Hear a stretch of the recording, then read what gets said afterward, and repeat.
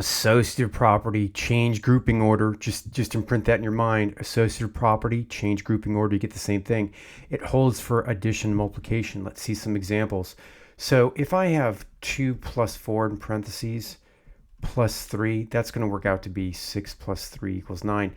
Now, if I change the grouping order, now notice the numbers are the same in the top line and the bottom line here, and I just change the grouping order, it should not change the answer. So if I do this and I do PEMDAS correct, I'm going to do the parentheses, which is 4 plus 3, it's going to be 2 plus 7, which is 9. So notice if I change the grouping order, it doesn't change the answer if you're adding everything. Let's try some variables because they're a little more interesting. Let's do A plus B plus C. In this case, we'll group that together. That just comes out to be A plus B plus C.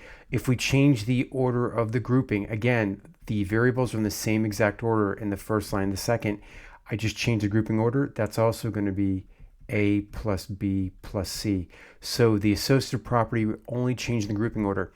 Let's see what happens when we do it with multiplication. It's a little more interesting. If we do 2 times 4 times 3 and group the 2 and the 4 together, that's going to be 8 times 3. If you do the PEMDAS, we're going to do the parentheses first. So 8 times 3 is 24. Let's do it again, but one more time. But then we're going to group together the 4 and the 3. That would be 2 times 12, which is also 24. So notice it holds for multiplication. Let's see if it holds for variables. My guess is it will.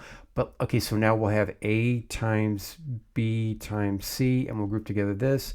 And it's like, oh, by the way, that's ABC. Let's do it again. A times, the quantity, B times C. Now I'm grouping the B and the C together. That's still ABC. So guess what? Everything works. Associative property, changing grouping order will not change addition or multiplication. Good luck, guys. I hope it makes sense.